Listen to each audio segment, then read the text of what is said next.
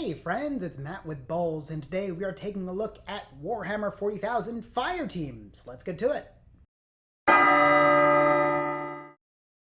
Fireteam is a small-scale skirmish combat game set in the Warhammer 40,000 universe. It pits two squads of deadly warriors against each other in mission-based style of combat. The game comes packed with a squad of Assault Intercessors and Necron Deathless Destroyer minis, but it also comes with data cards for Orcs, Harlequins, Tau, and Tempestus Scions. If you know how to play Kill Team, then Fireteam will feel very similar.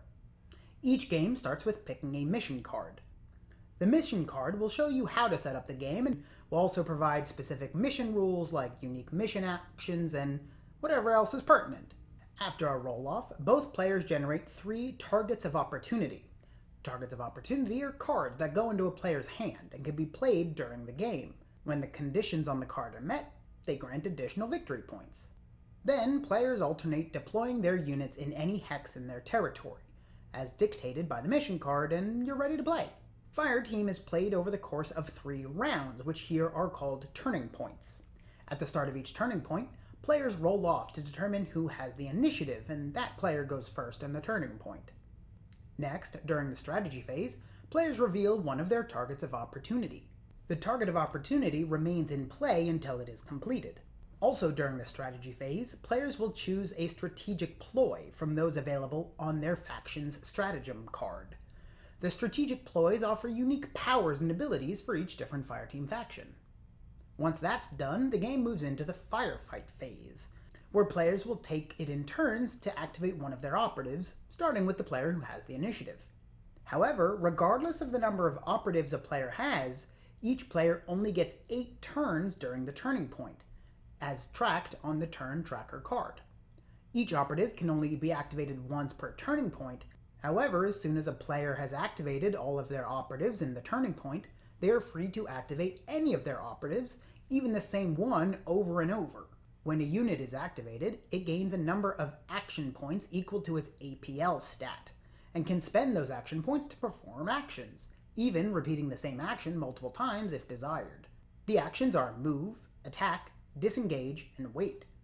The move action allows the operative to move as many hexes as is listed under its move stat, but it cannot take this action if it is adjacent to any enemy operative.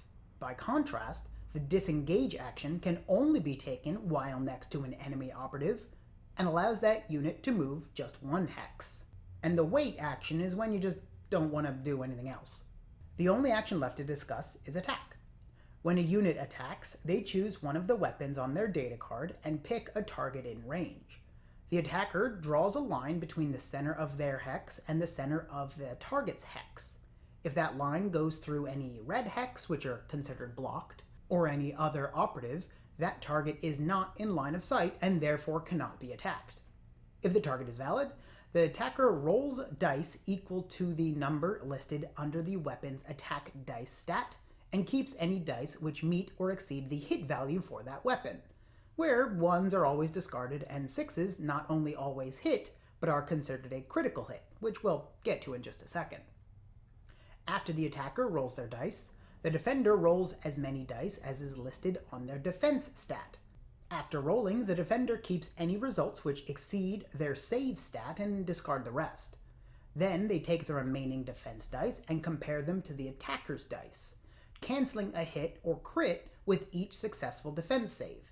However, all normal hits must be cancelled before the defender can start canceling critical hits. Once that's done, the defender takes damage from all remaining hits. Each weapon has 2 damage stats, the number on the left being how much damage is done with a normal hit, and the number on the right being the amount of damage done with a critical hit. The wounded operative collects their wound tokens and presumably gets ready for their own activation to enact some revenge. Once players have both completed 8 turns, the turning point ends and the next one begins, except at the end of the 3rd turning point, where the game ends. Players tally up their victory points, and whoever has the most victory points wins.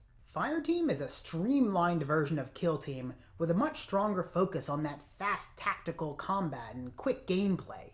Plus, with a campaign mode option and rules for building up and growing your team, there's a lot to like about Fireteam. If Fireteam is a little too light for your tastes, check out our guide on Kill Team right here. And if you just want some other Warhammer content, check out this playlist down here. Again, I'm Matt with Bowles. Thanks for watching. Bye.